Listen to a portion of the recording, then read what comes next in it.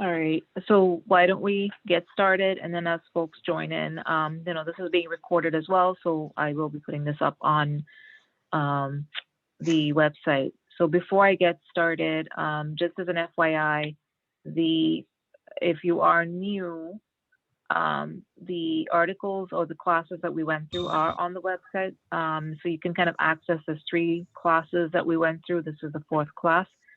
So you can access the basic classes that we went through. So that being said, just to kind of recap the first 3 classes, just briefly. Number 1, first class we went through is steps to kick off a business analysis effort. And in that, we kind of went through, well, how do you kind of identify stakeholders? How do you do discovery, things like document analysis? And the second session that we went through was basically going through the activity diagrams. So it went into, well, how do you, if you are using a case study like we're doing, building out an online ordering system, well, how do you build that out through an activity diagram? And the article and the recording is on the website as well.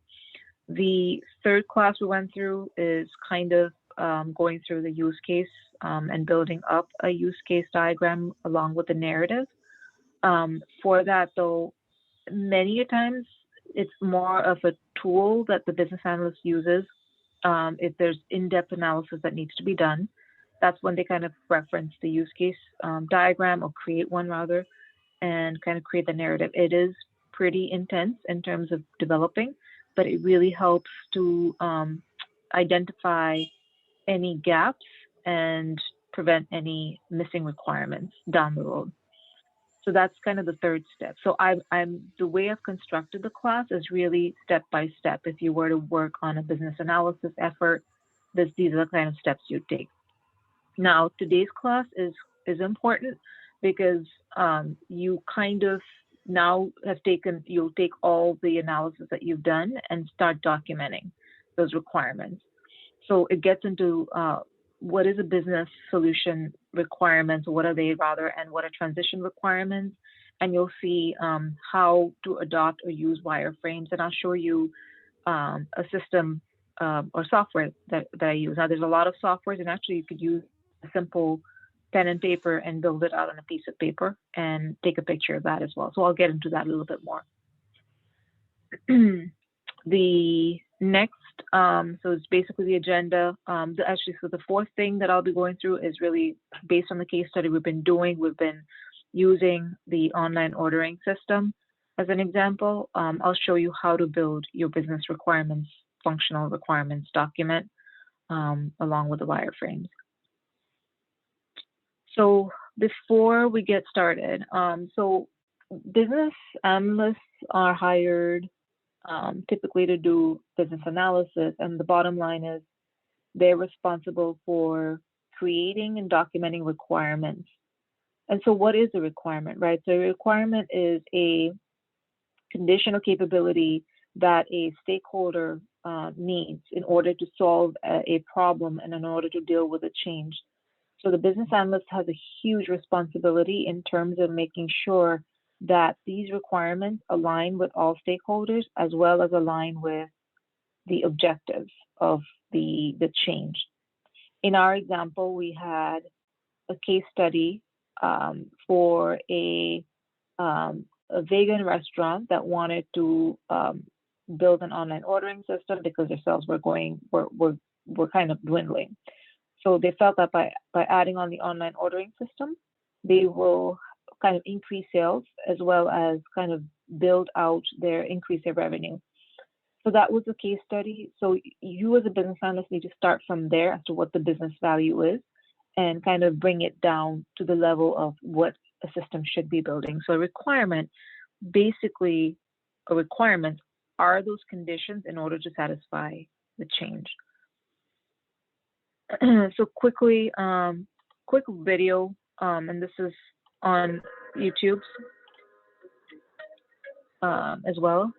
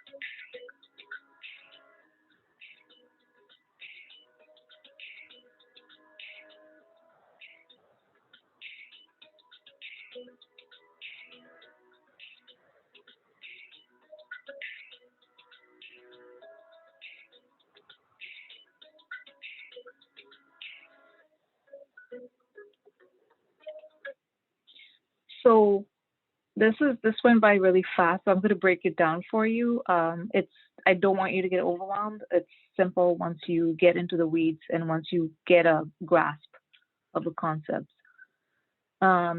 Before I move forward, are there any questions?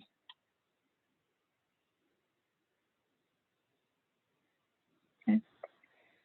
So that being said, quickly,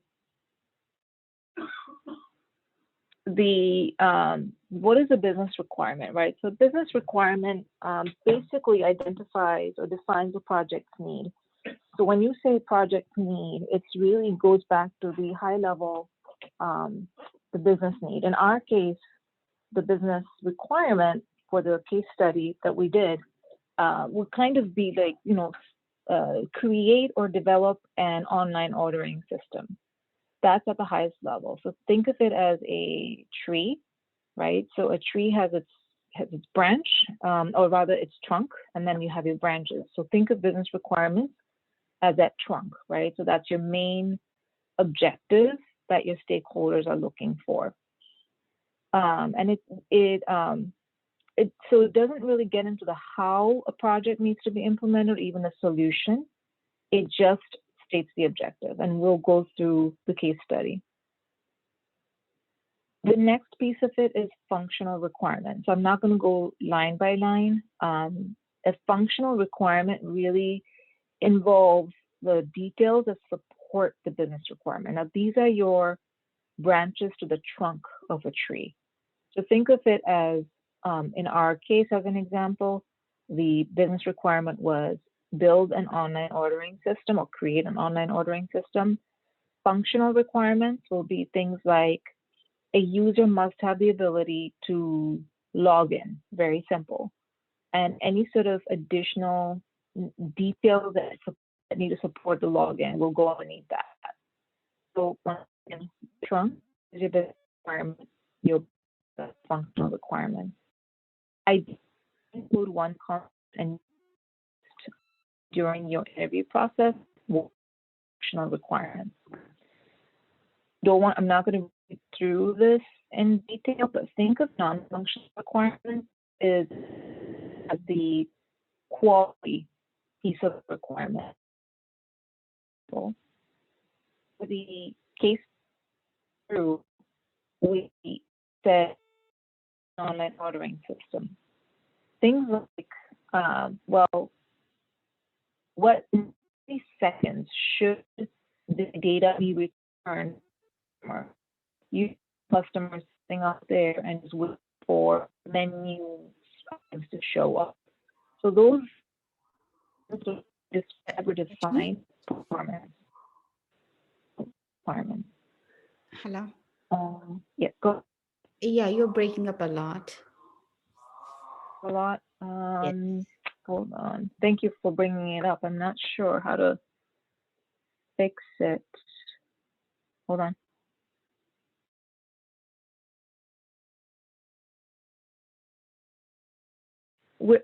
Can you hear me now? Yes. Okay. At what point did I break up? Do you know? When you started the functional requirements. Okay. Did you get an understanding of what functional requirements are? No, can you Do you please want me to go through it? Sure. Thank you. So, yeah. So business requirements is like a trunk of a tree. Functional requirements are like the branches. And when I say branches, think of the case study. The business requirements was to build the online ordering system. The functional requirements are things that we broke down in the activity diagram and in our use cases. As an example, the user must have the ability to log in to the website. So those are your behavioral requirements from a user perspective. So those are your branches. The non-functional requirements are things like performance, security, privacy, even testability goes into non-functional requirements. There's a very good book and I'll put it on the website as well, that gets into non-functional requirements. Many times with non-functional, they'll ask you at the interview, you need to kind of understand at a high level what are non-functional requirements. So in this example, with the case study, it would be the user will expect to receive data in a sub-second, something of that sort. The user will have, the website will have SSL certificates, so that will take care of the privacy. So those are generic, not generic, but those are requirements from a performance and a quality perspective. So I'm going to pause here. Does anyone have any questions so far? Are you hearing me okay? Rashmi, I had. Yeah, Hello. I think I lost you.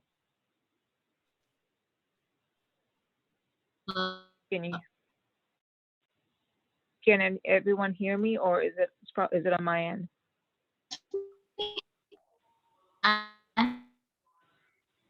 We can hear you, Rashmi. Is that Unnati? Yes. Yes. Okay, go ahead. I think I can hear you. Is functional requirement and behavioral requirement the same or different? Your functional requirements and behavioral requirements should be the same. Now, keep in mind, Okay. BAs are all over the place. As it relates to UIs or websites, it'll be your behavioral requirements. If you get into a domain or a different specialty like API or building APIs, your interpretation of the functional requirements could change. But in general, functional requirements equals behavioral requirements. That is true. Okay. Thank you. Yeah, no problem.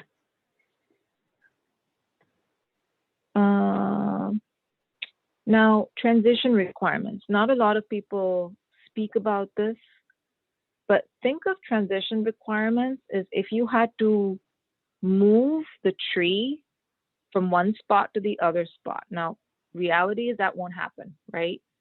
But if in our example, if we were to, in this case, it's a good example, right? So case study was build an online ordering system. So it's a new capability that you'll be associating with your existing website for the restaurant. However, think about what would it take to plug in this new capability. So those are your transition requirements. So in this case, the tree, you're moving the tree from one spot to the other spot. Well, what are your transition requirements? Do you need to, I don't know, uproot the tree? Do you need to, I don't know, make the soil be a certain quality so you move it over? So think of it, transitions, literally you're transitioning from maybe one system to another system, or in this COVID vegan restaurant example, you're literally you're attaching a new capability, aka the online ordering system, to the new website, or the existing website. So questions, I'm going to pause here, and I want to make sure, can you guys hear me okay? Yes. Okay. Questions? Okay. The next is, what is wireframing, right? So wireframing is not like a wire, that it's literally taking a low fidelity image and sharing that with your stakeholders. So many times stakeholders will just throw things at you and say, I want a menu that's gray in color or something like that. So wireframing really doesn't get into the details of the look and feel, but it kind of gives you an understanding of, all right, within a web page, this is how things will be structured. Your pictures will be on your right-hand side. Your search box will be on the upper left-hand side. So historically, wireframing could even be done on a piece of paper. You just draw it out, take a picture of it, and share it. But the the key objective of wireframes is to make sure that before your team starts developing, that the stakeholder and the requirements are aligned in terms of the, not so much the look and feel, but the structure of the web pages. So in our online ordering system, it could be user logs in. So how should a login page look? Not color, but structurally. Do they have specific requirements? Do they want a space for advertisements in there? So things of that sort. That's kind of what wireframing is. But it is important. There's in the industry, there's depends on the place that you work in. There could be UX and UI designers specifically that take care of the wireframing. Some industries where there's not that much importance on the look and feel, BAs kind of handle the wireframing, or sometimes it's a hybrid. BAs kind of figure out, hey, what is the structure that you're looking for, customer, and then the UI UX team takes it from there and makes it look pretty. And then they kind of work with the stakeholders to make sure that they have the right colors, so on and so forth. So in our case, we had our case study. I will be showing you a template, which is available on the website for the requirements. I'll go through it section by section. And I'll show you the wireframes in terms of how to create one, as well as how to tie it into the requirements document. So let's go here. Let me stop sharing. Okay. So I think I mentioned a couple of classes ago that there's a lot of there's software out there for you to build requirements. I haven't used software. I've only probably referenced it once or twice. But for me, this Word is simple, and it just, you as a BA, for me at least, I can control the flow of it, and I have certain checks and balances in place to make sure I'm not losing sight of changes that are happening. So simple Word document, it's a template. You as a BA will create the business and functional requirements document. Some instances, this document will also have your non-functionals as well. I'm not going to go into detail around non-functionals, but if you are interested in learning more, we can connect later. But for now, I'm just kind of going through the basics. So at the top here, you'll have your program name. In our case, it was a vegan restaurant online ordering system, project name, and version. So document version history. So today you have tools such as Confluence, what else? Box, where the system does the versioning of the documentation. I typically like to have the versioning within the Word documents. Every time there's a change, I use this section to highlight, well, what's changed. I won't go in and update the version history until I feel this document is pretty stable. Also, I'll be going through Agile versus Waterfall in a few classes, but this typical document will be used more in a waterfall kind of project. But even for Agile, this will help you structure your requirements or your user stories as well. So this is not a wasteful thing to go through, is what I'm saying. Page 2 is really over here. Oops. Whoop. Your ultimate goal of a requirements document is make sure your team stakeholders are all aligned. This kind of goes through, well, who are your stakeholders? Kind of going back to the first class, but the first class where we broke down or created the stakeholder matrix was more so for your reference. Make sure you have the right people before you approach them. This case, you've already approached them as an assumption. You're eliciting requirements, and you already know the roles. So in this case, the owner, I think we had Bob as the owner, and then do you need his approval on the document? In this case, I would say yes, because he's the owner. And once the requirement's approved, you would put the date in here. And you could have a whole list of stakeholders. I would also include your development team and your QA team in this list as well, simply because they may not approve the requirements, but they definitely need a review and understand the requirements.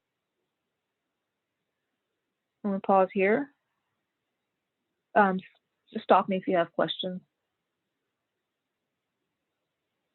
Okay, table of contents, pretty self-explanatory. Okay, so this page will have your project summary. So write the project summary in a way that if someone that's really not even familiar from an outsider perspective opens this document, they should be able to, at a glance, understand, well, what is this project about? Because ultimately, as I mentioned a few classes ago, product is different from project. Your project will end, but this document is tied to the product. It'll stay, and it will last, and people will refer to this document even after the project ends. So that's why important to write it from the lens of an outsider. It's almost like a dummy 101 kind of summary. The second section is references, where you basically highlight your project. What have you referred to? Project charter, I would say number one. Number two, you may have referred to internal company documentation.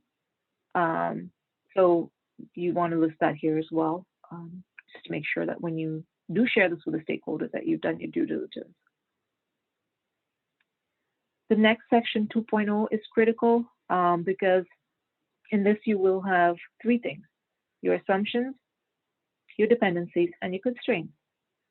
Going back to our case study, our assumption was the online ordering system will be built in WordPress and similar to their existing website. So that's an assumption. And assumptions are typically things that you would normally follow through with. And basically, assumptions equals risks, right? So you're assuming that it's WordPress after your research. Another example could be the assumption is that there won't be any upgrade needed after this is implemented. That could be another assumption. So just think about assumptions or as risks. Dependencies, availability of SMEs, right? So availability of subject matter experts. Your requirements are only as good as your SMEs. That's a pretty typical one that I've seen. Dependencies could also be on other projects, right? So in big enterprise level projects, there could be dependencies on other projects being implemented. In this case, this is a small effort, so there may not be a lot of dependencies. Constraints. In my case, as an example, we said use of existing plugin purchased by the customer for the online ordering system. So I made up a constraint saying that the customer's already purchased an existing plugin, which is like off the shelf system for WordPress. Now, why is it's constraining, right? Because we're only as good as that plugin because it's canned. So that's an example of a constraint. Another constraint could be in a big enterprise. There could be constraint is that if you're building a website, the website has to follow enterprise standards or enterprise architectural standards. That could be a constraint. You're working within a certain limit, or those are limitations. It's hard to understand sometimes in the first round, but as you start building these requirements documents, it'll get easier and easier. So you just need practice and an understanding about the concept. So, questions?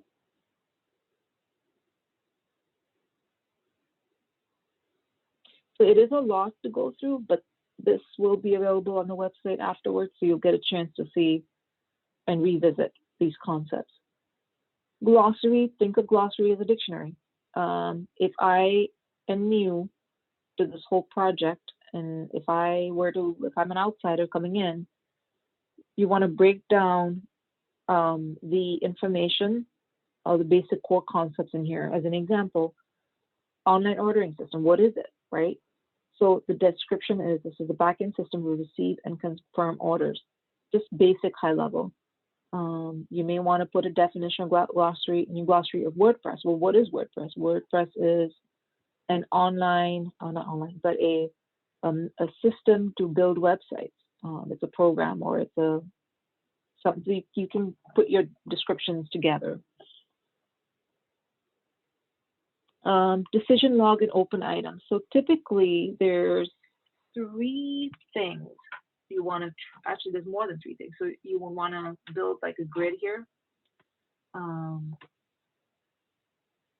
this is where you track any open items with your customer or with your stakeholders. So you'd say item number, question, right? Rather open question, status, and resolution. So in this case, you may have approached your customer with, well, I see that there's a requirement to build a reporting system. Can you tell me about the frequency? And they may say, well, we haven't thought about it yet, but we got to circle back with you. So that's where you would put your question here. Well, what are the requirements for the reporting system, i.e., and be very specific, frequency, and then you just kind of build that out. Status, is it open? Yes, it is. And then resolution, well, you haven't really had a resolution, but you would say something like no. A stakeholder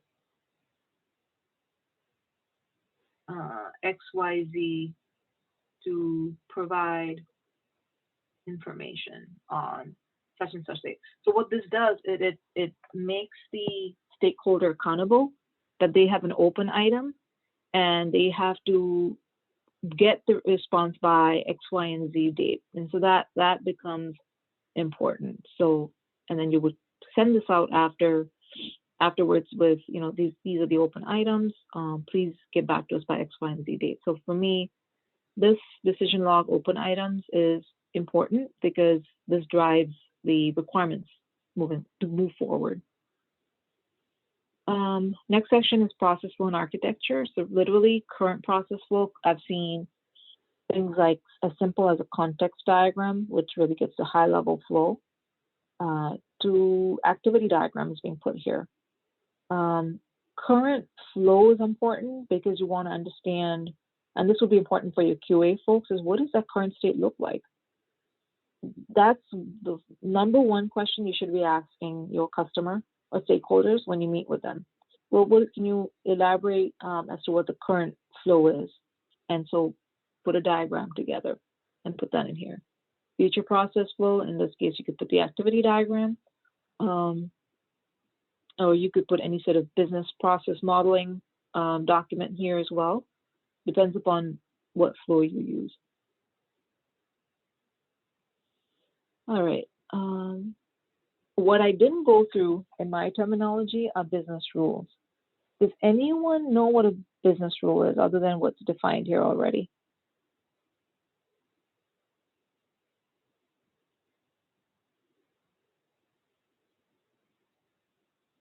So I'm taking silence as no. When you get into a bigger organization, say for instance, like a banking domain, the business rules are basically things like, well, what are some of the rules, or what are the rules that the banking industry, which is highly regulated, need to follow? In this case, there could be business rules tied to, you know, depositing money or withdrawing money. So those are rules that are set by regulators, by the government, that you can't get away with, right? It's a rule is a rule. Another example is operations areas, right? So you have people processing policies or processing transactions on the floor.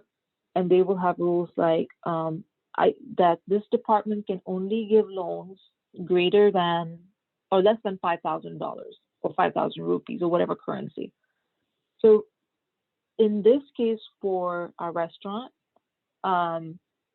you could have a rule that's set by the owner or by the company saying we can only take in orders for amounts greater than $5 or 50 rupees. So you put your business rule in here, and that's a rule is a rule, and it's set. You want to reference that here and make sure you understand. Well, what are some of your rules that the customer would need to adhere by? And as an example, another rule could be a customer can only pay by MasterCard and American Express. So they don't even have Visa as an option. Then you put that here as a business rule. Next section is your business and functional requirements. Your business requirements, as I said, was a trunk of a tree. The users must have the ability to place an order. That's the objective. That's the high level. If you scroll down a little bit, I haven't plugged in all the requirements, but literally its second requirement is that the staff must have the ability to retrieve the order. That's another business requirement, high level. Actually, I need to revisit that. 3 is the staff must have the ability to manage the inventory. In this case, if you remember, the use case diagram had a back-end admin that could manage the inventory or the menu, for that matter. The staff must have the ability to generate a daily report on the sales. So those are your trunks of the tree.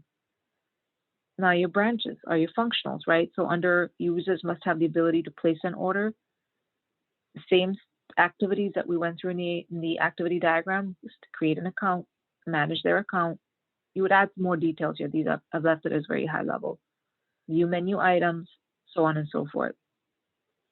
Let's go here in terms of the daily report. Can someone help me come up with a functional requirement that you think could be added under the staff must have the ability to generate a daily report on the sales? Give me a functional requirement or maybe other functional requirements that you can think of.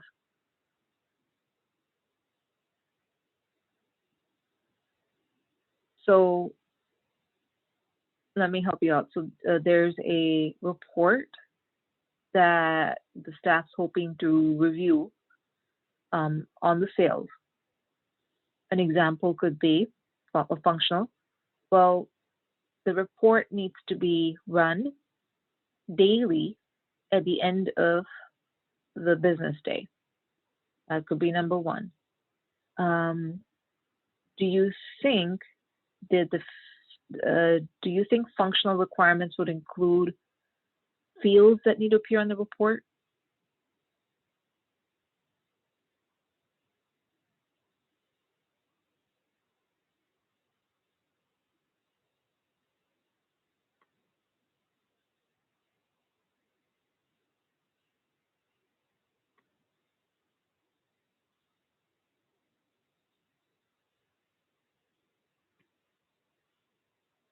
Did I lose you? No, we are here. Okay. Sorry. God, I lost you. So do you think fields on the report would be a functional requirement? Yes. Okay. Yep. Yeah, right. It's so you list. What does your stakeholder want to see in that? So those are the details. So wireframes. Literally, if you look at the wireframes, you could break down the pages and you put all the 3 functional, non-functional, and the transition requirements in the same chart. No. So in this chart, you just include your business and functional. Okay. I have not included transition requirements here or the non-functionals here, but typically your non-functionals will have a separate box. Oh, okay. And your transition requirements will have a separate box on its own because those are technical in nature. So that's why they'll be spiked out separately. Okay. Good question. Models and mock-ups, right? So wireframes, as I said, with low fidelity. I ended up using, there's one tool called Balsamic that really builds low fidelity. There's a trial version, but you have to pay for it. Then there's one that's free. It's called Just in Mind. So you can use this to build either your website or your UI for your mobile tablet. So there's different options, but it's very easy. Low fidelity images, you don't have to go crazy and kind of put the color schema or anything in here. It's really like low fidelity stuff. So in our case, we had login page. You really break down the structures of the page, and within that, you can scribble, literally scribble, and say images for the menu over here, and you'd have a search box here, so customers can just see at a glance, well, does this look all right? So that the development team can go in and code and develop as they wish. So that being said, that's the end of this document. And this is kind of a central piece to build out the requirements. And as long as you know the basic concepts, and they'll ask you at the interview, I think you're good to go for those. So I'm gonna stop sharing. Just in mind, like, why do you use that? It's it's free, number one. Okay. It's pretty popular in the industry.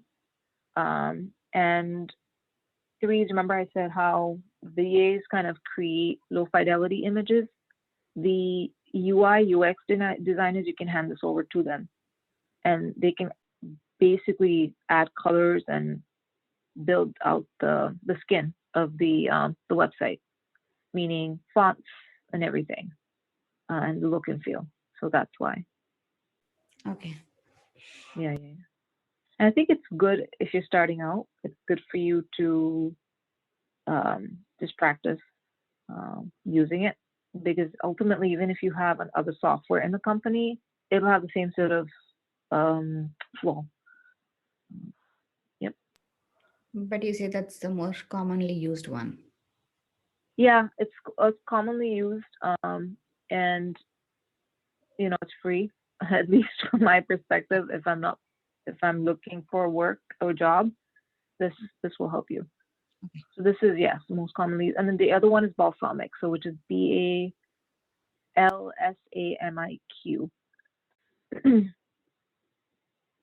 And there's tons of others as well, but just if you have these two, if you use these two, I think you should be in a good spot. Okay, thank you. Yeah. All right, so we're done earlier. Did you guys have any other questions or any questions relating to your case studies?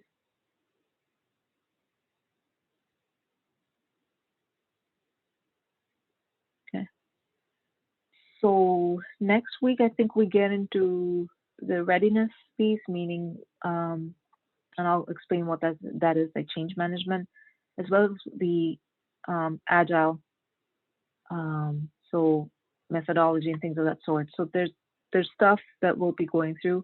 I will also be touching upon SQL a little bit, so you at least understand the basics of that.